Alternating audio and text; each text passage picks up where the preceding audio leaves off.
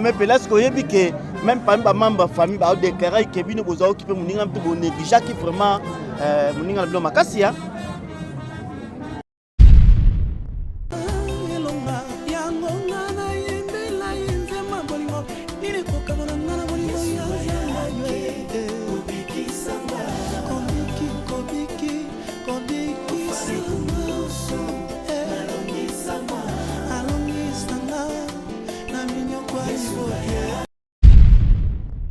Très cher papa, tu es parti avant nous, bien que trop tôt, alors qu'on avait besoin de toi.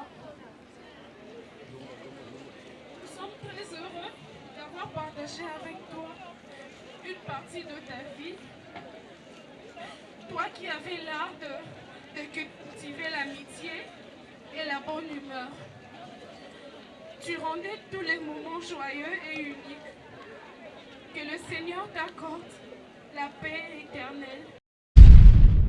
De loin, le groupe Tout vient de Dieu de Vie de loin pour le dépôt de Jean de Fleurs.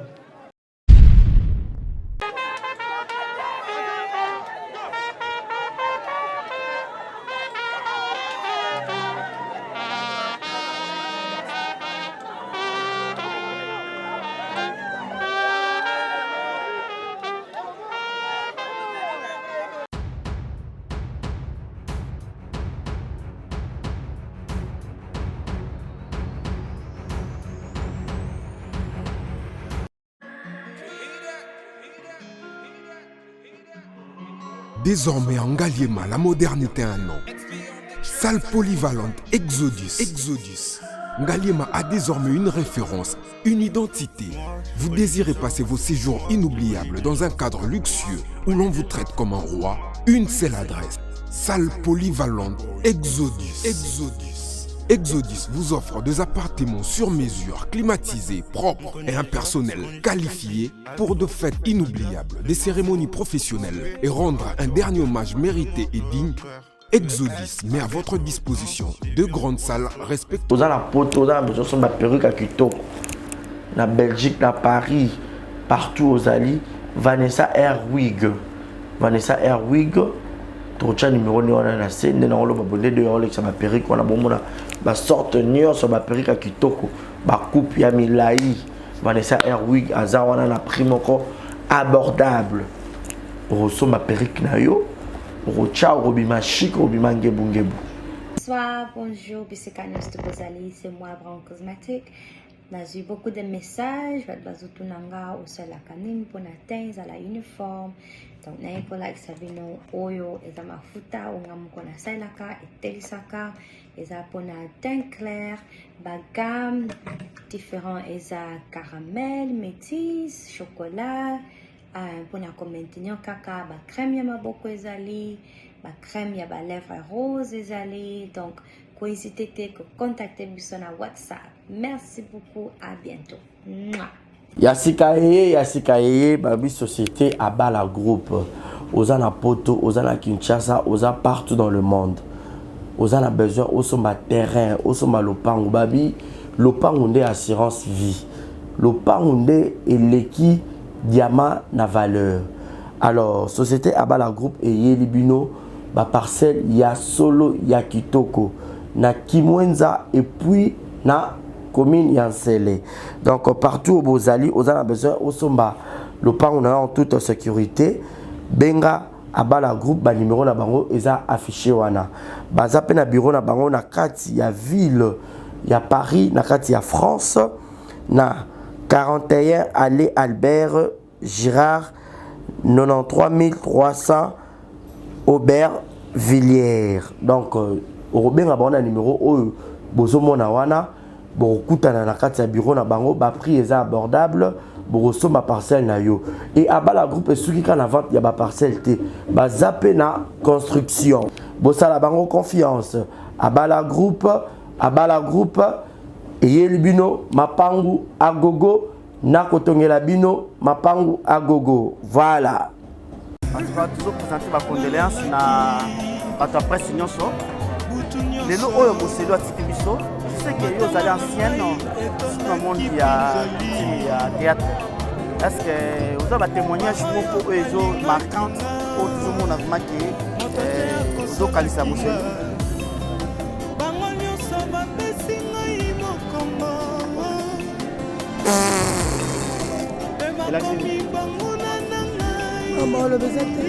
mpona nini te parce que yo mosolo azaka mangu kakala asalela nkupangadiadi ya ndenge nini elobake otapuni komisi sabotage moko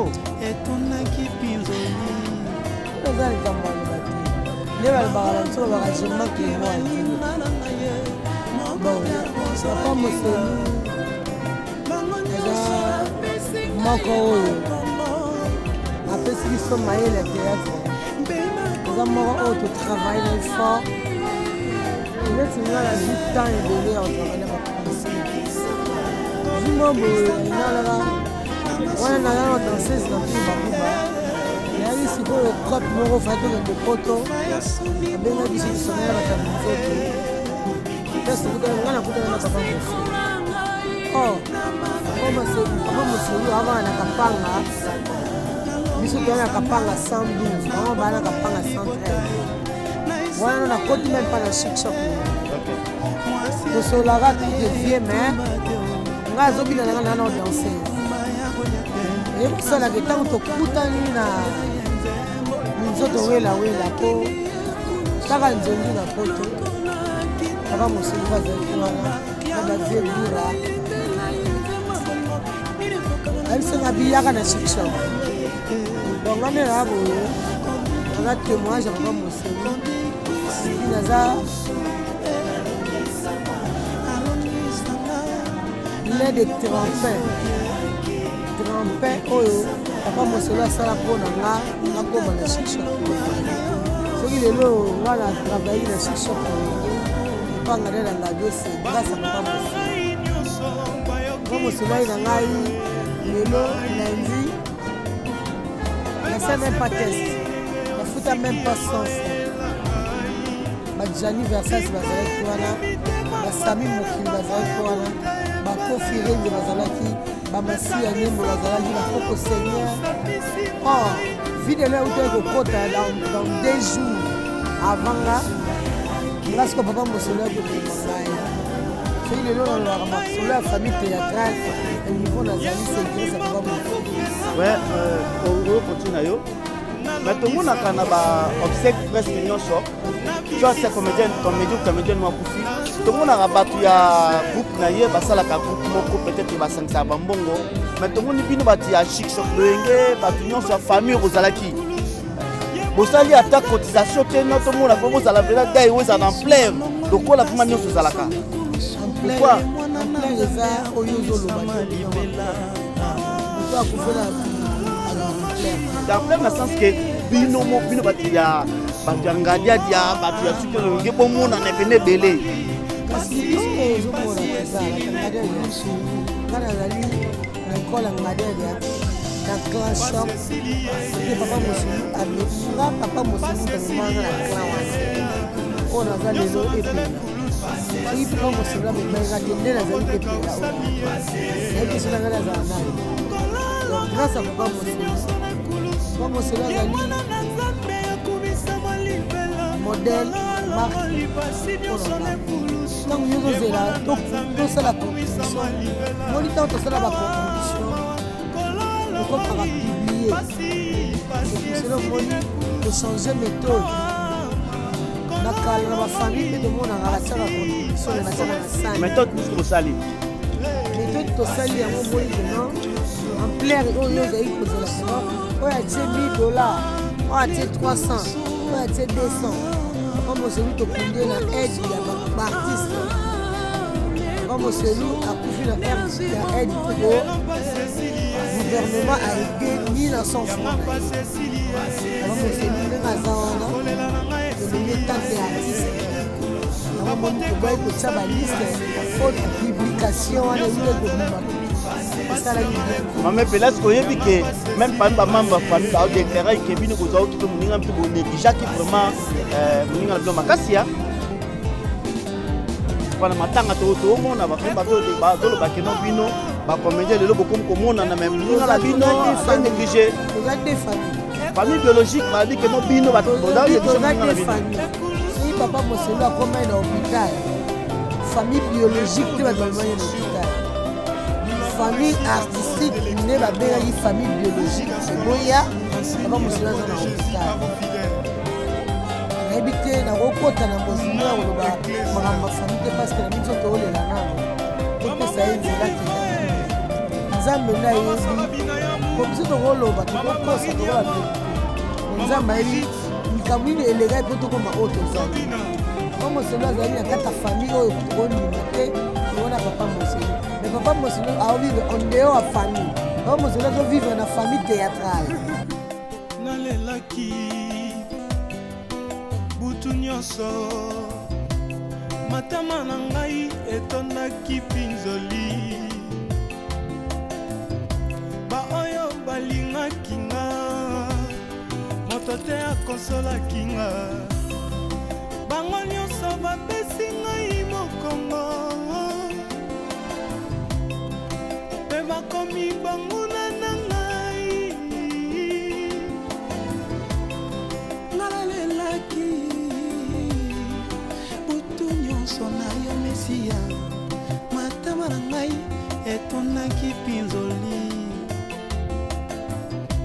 baoyo balibengaki baninga na ngai ye moko te akonsolaki nga bango nyonso apesi ngai mokongo mpe bakomi banguna na ngai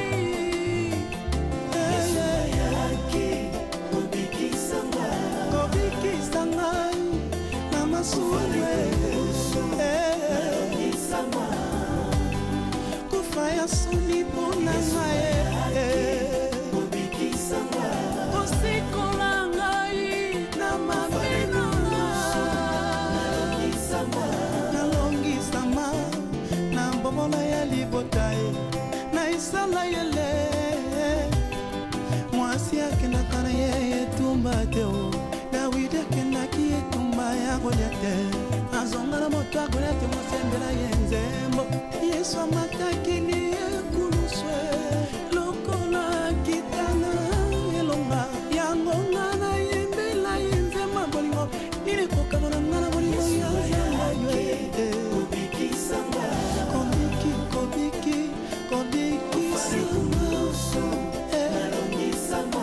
alongisanga na minyoko ya libote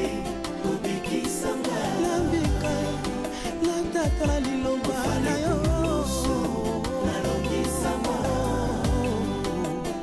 banguna na ngai nyonso bayoki pasi oyo elingai mpe basepeli ndenge yotiki yango eyela ngai tika ete mitema mabe na bango ebuta Il y aura le mot de la famille. Et puis nous allons passer au dépôt de gerbes de fleurs. Après le dépôt de gerbes de fleurs, viendra la levée pour le cimetière. Nous profitons pour demander Naba Ndeko, où nous allons dévoiler la plaque honorifique de l'artiste Donna Ramazani Papa Moselo. Nous profitons pour appeler Bao Nyonso Balengeli Maboki na Bango Yambe, Bakoki ko Yako Komisa Congo na Lombango. Voilà, nous laissons la place pour la... Nous prenons la parole au nom de la famille pour vous dire sincèrement merci. Merci parce que vous avez abandonné vos multiples occupations. Merci parce que vous avez abandonné vos rendez-vous et vos activités pour vous joindre à nous afin de rendre un dernier hommage à celui qui a été notre frère, votre ami d'école, votre collègue de service, votre ami de connaissance. La personne que nous pleurons aujourd'hui s'appelait Donna Ramazani. alias Papa Moselou. Donna Ramazani, alias Papa Moselou, est le fils de notre défunt papa Donna Ramazani et de notre chère et tendre mère Véronique Eouza. Donna Ramazani alias Moselou est né à Mbandaka le 17 mai 1965. C'est là où il a passé ses études primaires, secondaires et humanitaires.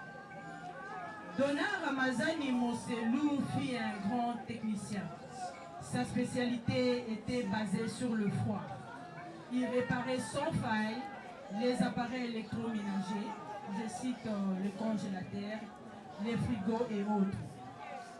Donna Ramazani avait la technicité dans les sons. Aucun de ses clients n'est réclamé après la réparation d'un appareil quelconque. C'est vers les années 1988 qu'il s'est lancé dans le théâtre. Eh bien, il avait aussi la comédie dans les sons.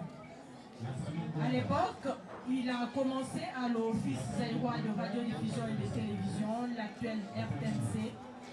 Il a joué avec des artistes renommés. Je peux citer Ngadiadia, Mangwaou, Malio Sombo et les autres. Donna Moselou était un homme social.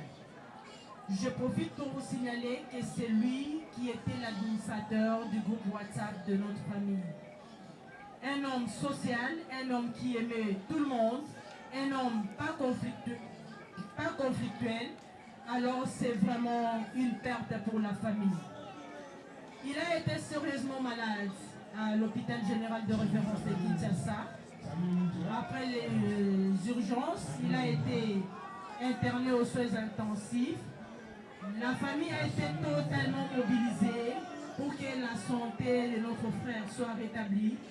Mais hélas, le Seigneur en a décidé autrement. Donna Ramazani Moselou, nous aimons l'appeler Donna Moké. Ya Donna Moké. Ya Donna Moké était quelqu'un qui respectait le rendez-vous. Chaque fois qu'on avait un rendez-vous avec lui, il s'est pointé à l'heure. Et je vous dis, c'est un monsieur très social qui n'était pas compliqué. J'aimerais témoigner par ici que c'est un monsieur qui a rendu service à tout le monde. Et c'est vraiment quelqu'un qui a formé aussi d'autres comédiens. C'est quelqu'un que la profession a aimé. Il a été pour vous un collègue de travail, un frère et un ami. Je mérite témoigner par rapport à ce qu'il a fait comme la section technique. Je vous ai dit tout à l'heure, il était un bon réparateur des appareils électroménagers. Donna Moselou, ce qui a bombissé le congélateur, au frigo, et qu'on a écouté à la soupe tombé panté. Donna Moselou a dit qu'il a linga qui bato mingi, et il a l'habitude de okendota la bamalade. Na évité les lois, ceux qui n'ont pas besoin de soumakasi wana. Mais azaki mutu moko oyo soki olobi na ye mutu boya zobela, il était disponible à tout moment pour rendre service. L'émotion est grande. Au nom de la famille, je vais encore vous remercier pour votre assistance sociale, matérielle, spirituelle, financière dont la famille a bénéficié. Vous dites souvent que l'artiste ne meurt pas, et nous, la famille, nous espérons voir Moselou à travers vos œuvres. Moselou laisse derrière lui plusieurs enfants et petits-fils. Au nom de la famille, je vous dis merci, merci, merci pour tout et pour votre présence. Là, c'était pour le compte de la famille. Pour le compte, Malaxibiso Moselou, le nom de Alibota. Nous pouvons maintenant démontrer Moselou du côté artistique, la filmographie. Nous passons à la filmographie. Moselou étant qu'artiste, il a œuvré au sein du groupe Chic Choc, où il a joué dans des pièces à succès telles que Sarajevo, Mutombo, et tant d'autres, plusieurs pièces à succès. Au sein du groupe Tout vient de Dieu, de Vie de Loin, Papa Moselou a joué dans des pièces telles que Kela Yangani, Maso Mazali, Loufou, Raïssa et Diva, Hôpital ya Vie de Loin, c'est même la pièce où la Tiki, pièce na ya Souka, Hôpital ya Vie de Loin Oyo, Wazosala Sikoyo. Vie, Mosala Kitoko, vu le service qu'il a rendu à la nation, sur le plan artistique, avec respect, il est censé d'être honoré. Nous allons faire une petite cérémonie purement artistique. Nous demandons à tous les artistes comédiens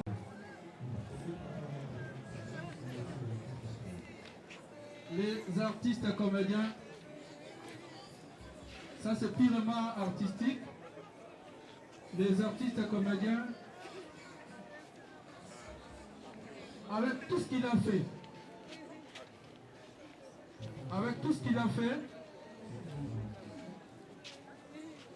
les artistes comédiens, Bandato Bandi Kotoyo, et Sikan de Bonabiso Los Azali, très très fort pour le service rendu. Bravo l'artiste, bravo Moselou, bravo l'artiste, bravo pour tout ce que vous avez rendu à la nation. Mes condoléances à tout le monde, à toute la famille. Papa Moselou, Donna, azalaki moko oyo tovivaki na ye tant longtemps na Chichok Lolenge. Ngai dia azalaki vraiment soki azojoue, pas jouer bien, pas jouer na Papa Moselou. Papa Moselou azalaki moko oyo azali kopesa ye meilleur. Ngai nde naza boye, soki lelo oyo naza mama epela, c'est grâce à Papa Moselou. Tokutanaka na ye na minzoto wela fai tokende cope bobo ya poto. Papa Moselou ayebisi nga epela, namoni ozojoue bien, yaka okota na groupe na biso na Chichok Lolenge. Mutu amema ngai mpo nakutana na ngai c'est Papa Donna Moselou. Mpo na ngai azali un pas de vie, aza un tremplin oyo esali tremplin. Voilà, veuillez me comprendre, j'ai les problèmes de français. Donc je peux encore parler aussi de français. Donc Papa Moselou m'a amené là où je suis aujourd'hui. Il était mon tremplin. Pour Nazara, oh Nazara, maman et père. Papa Moselou a été dans lundi. Et puis mardi, le lobby n'a pas directement. Niveau Nazara talent, il faut aller jouer. Parce qu'ils ont dit, Papa Donna ou tout ayaki nangai. Donc Papa Donna Azalaki, les donneurs, Azalaki c'est le meilleur. Azalaki Moutou Otova na eton ebele ya moko toki kozala na vandi boye aye parce que ngape na ova na Kapanga na commune ya Kisasa. Yé pe na Kapanga, nga na Kapanga 112. Yé na Kapanga 114. Donc malgré mou la témoignage za moulai et moi balanga non va mettre la tokete na Barumbu et pas président na ngai.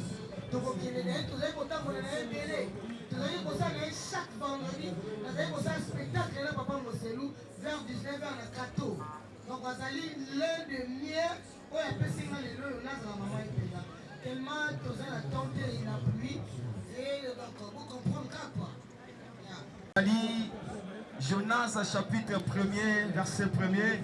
Bibelobi Zambé a recommandé Jonas à Kendote à Ninive parce que peuple oyo na kati ya Ninive etombokelaki Nzambe bazaki ba désobéissant bosa makambo ezosepelisa bango mais en réalité esepelisaki Nzambe te. Alors Nzambe kotinda Jonas na Ninive parce que Nzambe a trouvé qui bon et pas Jonas amonaki yende akokaki côté ya peuple na Ninive babongo la mitema basa la volonté Nzambe afin que au lieu Nzamba kitisa kanda na ye mema wana Nzambe ekitaliko na bango.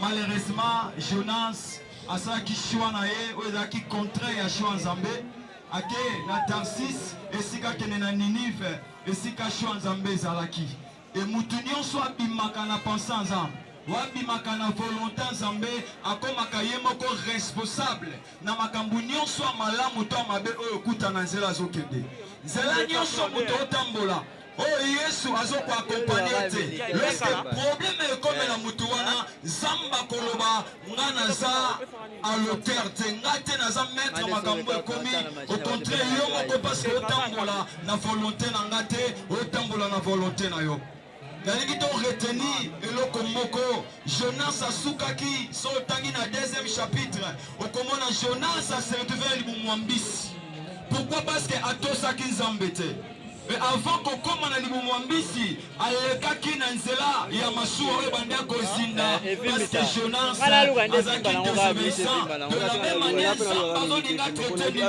Ninive akomona Jonas parce que peuple ya Ninive batosaki nzambe te nzambe akonfie mission na Jonas en retour ye mpe atosi kobanga nzambe eza na basekre malamu ebombamaka kobanga nzambe esalaka mutu kokufa no mpe kaka parce bato balobaka liwa eza naturel oui mais tant mutu ezokufa bien aimé yani sika mibale oyo tokendaka alleluya baoyo nzambe bana esika ya repos bapembi na kimia baozela mokolo ya jugement yesu akotelema alobi tata baoyo baza yanga mayokondane bango eza te e bakoti na royaume des cieux mais baoyo ya nzambe te lorsque bakozala juge bakozala condamne mpe bakokende enfer ekuna eza na temps justification te eza na temps bien aimé ya négociation te eza na temps ya repentance te voilà pourquoi Jean zoloba na Jean chapitre 1er verset 1er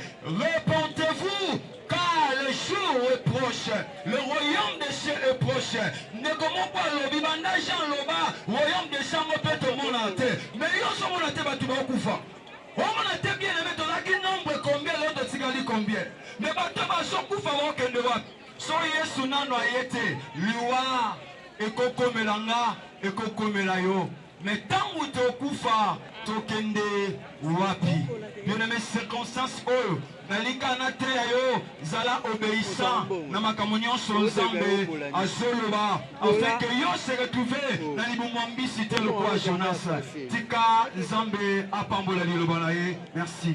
Parce que la biographie madame Patience a présenté et kotaki peka na mode ya famille. Voilà les mots des enfants. Après les mots des enfants, apprêtez-vous pour n'abat dépôt majeur de fleurs. Papa,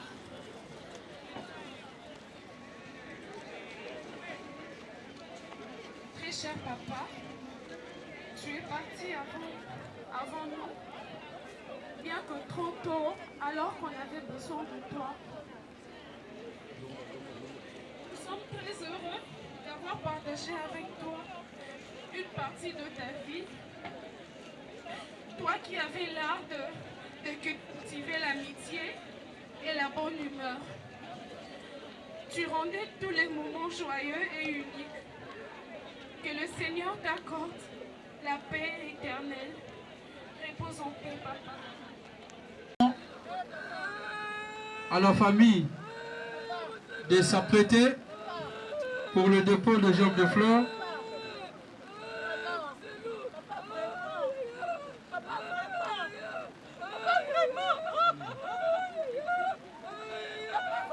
Nous invitons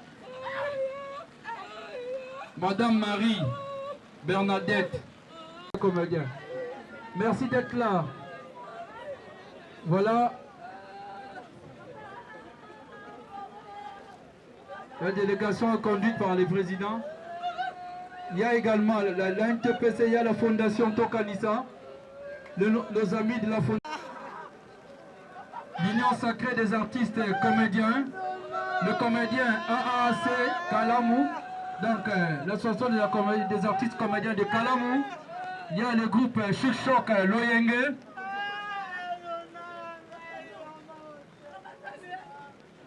Voilà, là c'est tous les artistes comédiens. La fondation Tokanissa, l'association des artistes de Kalamou, AACK. Union sacrée des artistes et comédiens.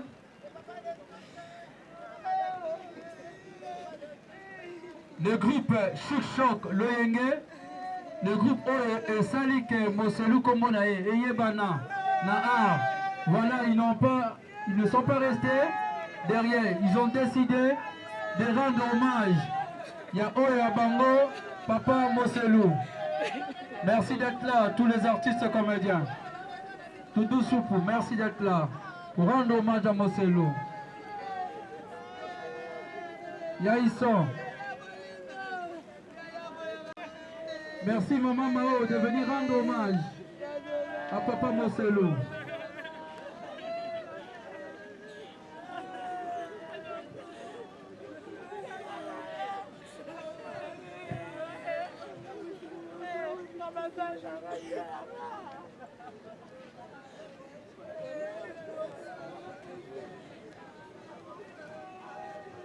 Merci Zuna de Londres d'être là. Voilà, les artistes comédiens sont entrés. Étoile, nous invitons le groupe Vie de Loin. Le groupe Tout vient de Dieu de Vie de Loin pour le dépôt de Georges de Fleurs.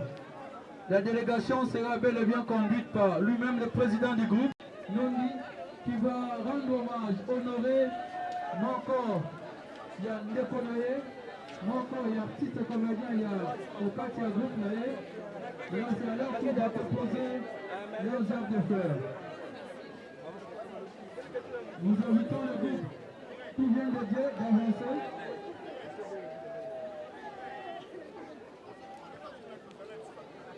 En Moselou. Voilà, ça c'est la grandeur d'un artiste. Il n'a pas vécu pour rien. Il a exercé un métier noble. Ses collègues sont déterminés à rendre leur hommage. Voilà, là ce sont les amis de Moselou de la commune de Kinshasa.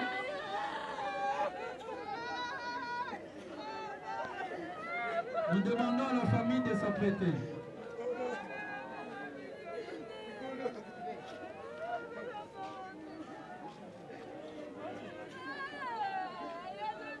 Les amis, la famille de Dona Ramazani, nous vous invitons pour le dépôt de Georges de Fleurs. La famille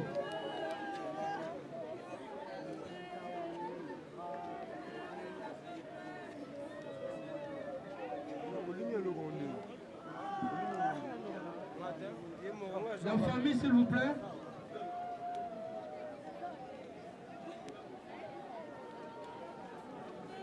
Nous invitons la famille.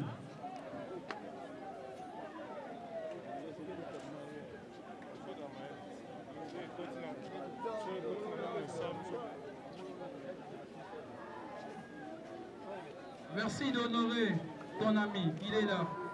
Il était chaque jour avec son ami Moselou Mamayem parce qu'il travaille là. Merci de loin, Coco, pour l'amitié. Il règne au sein des artistes. Nous voyons également les phénomènes de Sobé qui est dedans pour accompagner le groupe Vie. Tout vient de Dieu de Vie de...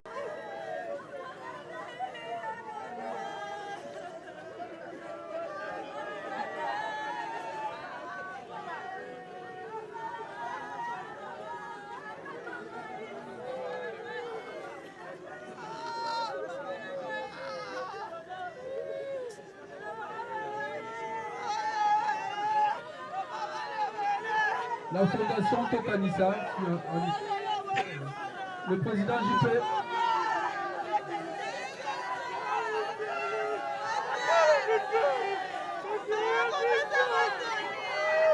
Merci.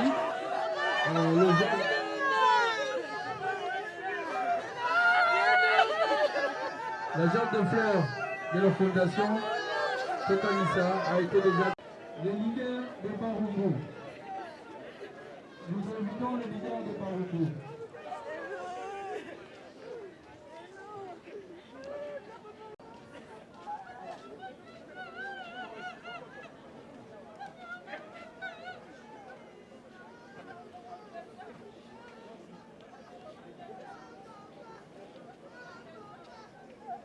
Nous invitons Merci.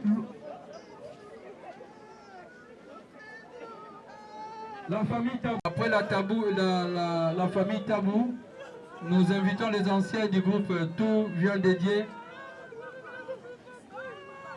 de venir déjà là.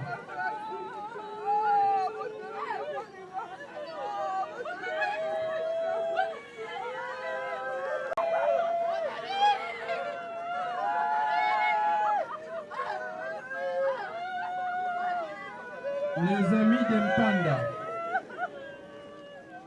Les amis des Panda. Famille Gauthier également. Rapidement, s'il vous plaît.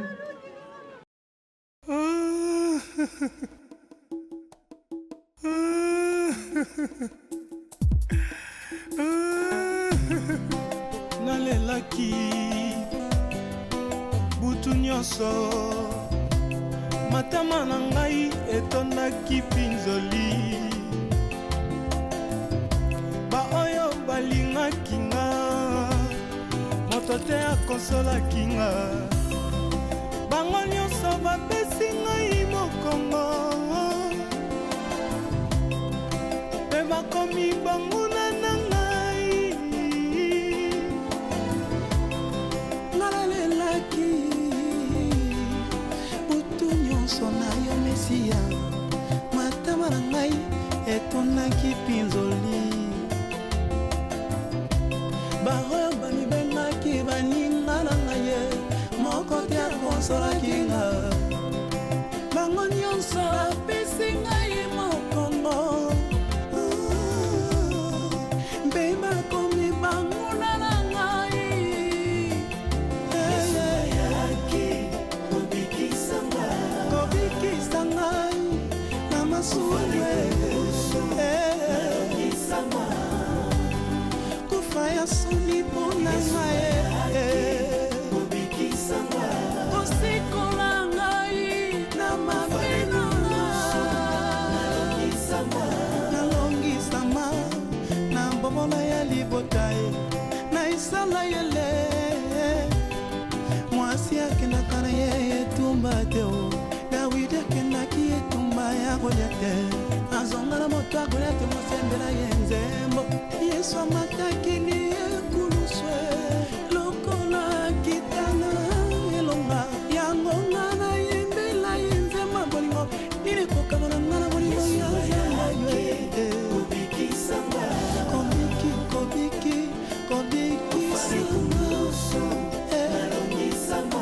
alongisanga na minyoko ya libote nambika natatala liloba na yo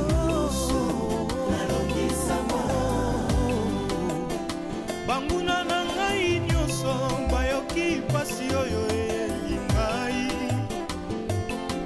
mpe basepeli ndenge yotiki yango eyela ngai tika ete mitema mabe na bango ebuta epa na yo pesangisa bango lokolo osambisi ngai mpona mabe na nga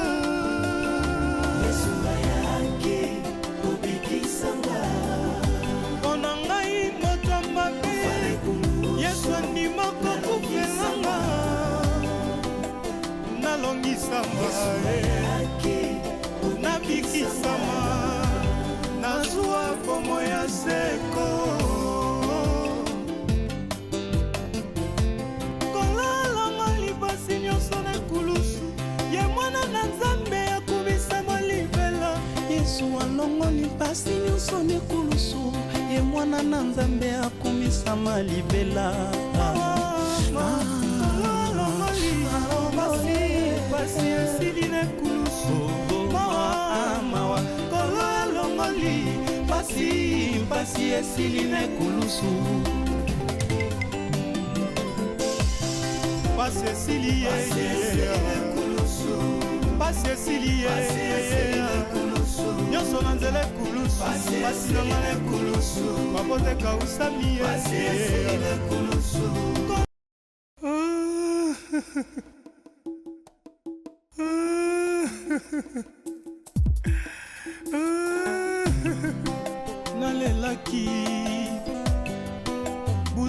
nyonso matama na ngai etondaki mpinzoli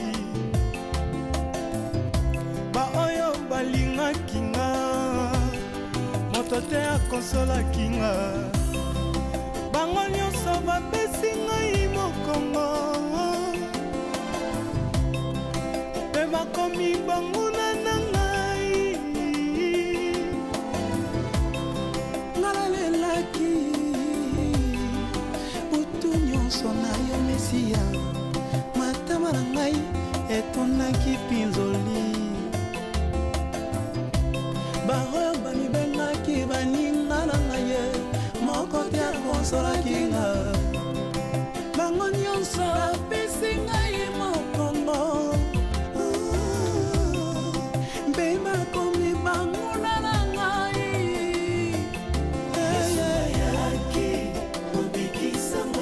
kobikisa ngai na masuwe kufa ya soni mpona ngai kosikola ngai na mabinanga nalongisama na mbomola ya libota na isala yele mwasi akendaka na ye etumba te dawidi akendaki etumba ya goliate azonga na moto ya goliate mosembela ye nzembo yesu amataki ni ekuluswe lokola kitana elonga yango nga na yembela ye nzema bolingo nini kokano na nga na bolingo ya nzembo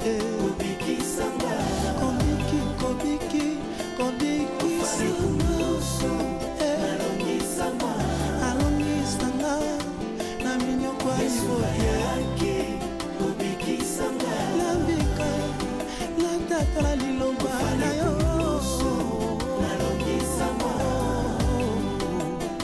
banguna na ngai nyonso bayoki pasi oyo eyeli ngai mpe basepeli ndenge yotiki yango eyela ngai tika ete mitema mabe na bango ebuta epa na yo mesamisa bango lokolo osambisi ngai mpona mabe na nga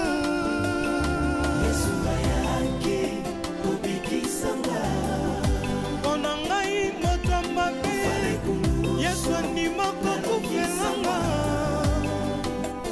nalongisama nabikisama nazwa komo ya seko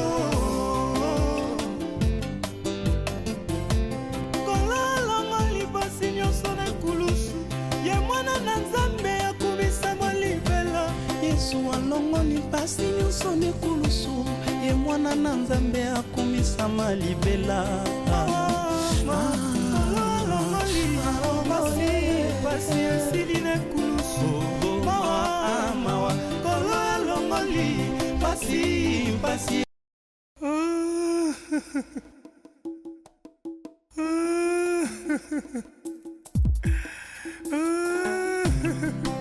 nalelaki butu nyonso matama na ngai etondaki mpinzoli baoyo balingaki nga moto te akonsolaki nga bango nyonso bapesi ngai mokongo mpe bakomi banguna na ngai nalalelaki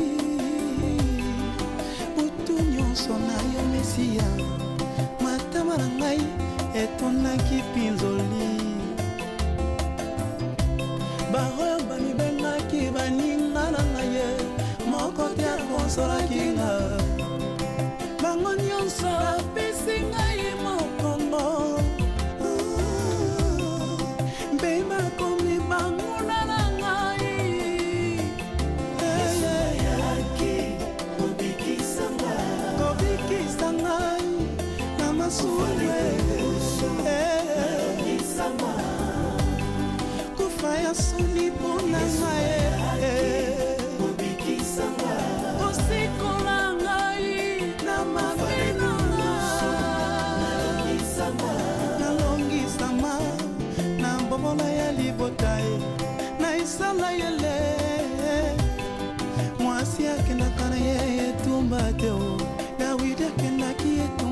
akolia te azonga na moto akolia te mosembela ye nzembo yesu amatakini ekuluswe lokola kitana elonga yango nga nayembela ye nzema bolingo nini kokanga na nga na bolingo ya zangaye kobikisanga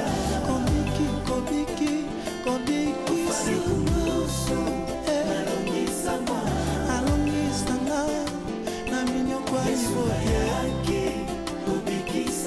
nabika natatala liloba na yo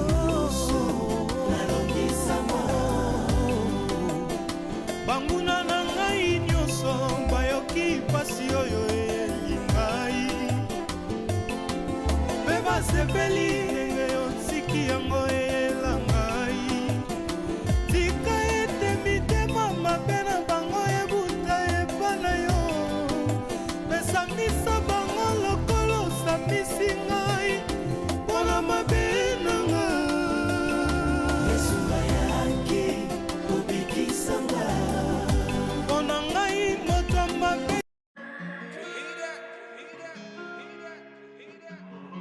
Désormais en Ngaliema, la modernité a un nom. Salle polyvalente Exodus. Ngaliema a désormais une référence, une identité. Vous désirez passer vos séjours inoubliables dans un cadre luxueux où l'on vous traite comme un roi? Une seule adresse.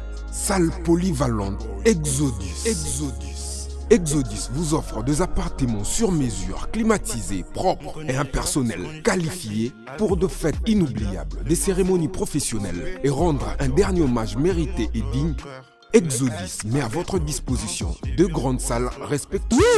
Yasika avec la nouvelle formule de la pommade Toza Awatai, une pommade à 100% satisfaction, une pommade à base de plantes naturelles, et là pour vous satisfaire bien sûr le femme, et là pour vous mettre en valeur, pour vos agrandissements de fesses, seins, mollets et hanches, la pommade Toza Awatai est là pour vous satisfaire. Et les hommes, on ne vous a pas bien sûr oublié, la pommade Toza Awa est là pour vos agrandissements et allongements de pénis.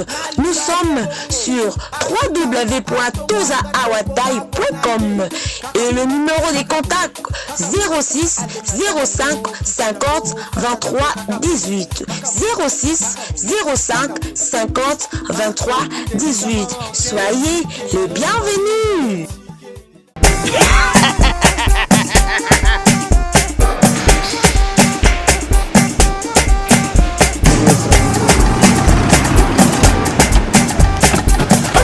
awa nzambe na nayebi tisiko jour akolonzo mbongo ekomi bwendeni awa ka place makemba bayibinga mbongo. Nada, qu'est-ce qui se passe? nasubi na bilamba Nada, makambo mbongo sala ngo awa namonaki ezalaka alobi ntina yo tuni osala nini oyo eza agence ya transfert nde na pie mbongo nyonso de Nada, agence ya transfert na nzela abaki ekipe adresse te ezelango likambo ya mbongo ye moko. Ce n'est pas possible. Nada, moni na fimbo na pisi awa zera eminent opiso tsumu na pataja sa telefone biso baesuka biso mbongo na nzela kangamba yeko temenga mbongo ya mwasi yene mandeko yeko ya bayasi bana okatanga pe ya bipai na bipai ya sika eye lelo ndenge tozala baboye agence na bino ya sur FBT ekomi na adresse ya sur Chef Katanga numéro 5 entre Njamena na Kambo. Yaya conseil eza gratuit. Omoni makambo batanzela, botikela bato nzela, mais makambo transfert ya mbongo. Totikela ngo FBT. Misala ne Kazinjo. Akemba Soko che. Bazui. Soki pe kuna bache. Tozui. Basora kaka. On sait jamais. Yama mini. Tokiei.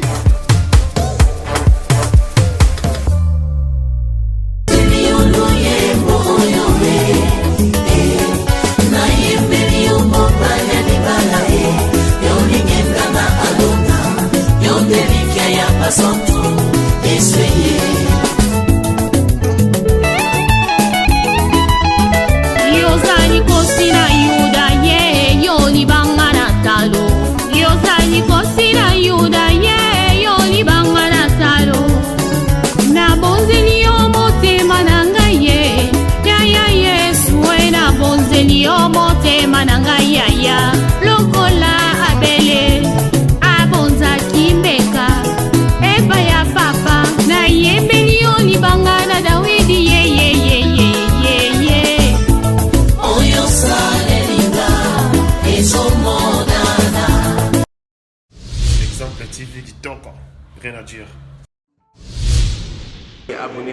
massivement sur Exemple TV. Batou Bolinga Nada, encore comme il y a ça Péric Boy. Il faut vous s'abonner.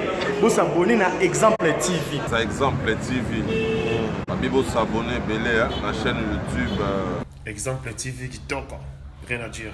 Il y a un exemple à suivre. Cette fois-ci, Exemple TV. Si on voit un exemplaire, on doit s'abonner. Exemple télévision, c'est vraiment un exemple à suivre. Il n'y a pas de polémique, il n'y a pas de conneries, il n'y a pas de... C'est vraiment... Il y a dans la lignée, il y a dans la nzela.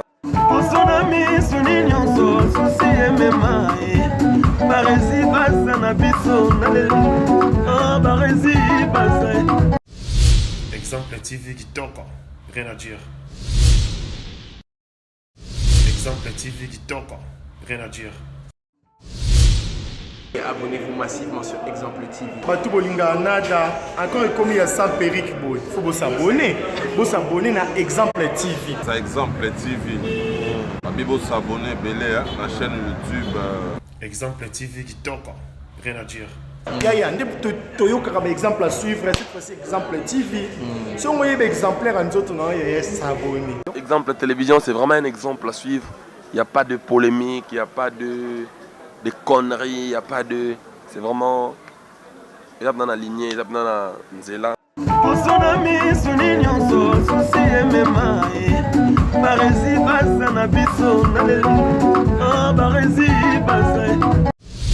Exemple TV qui toque. Rien à dire.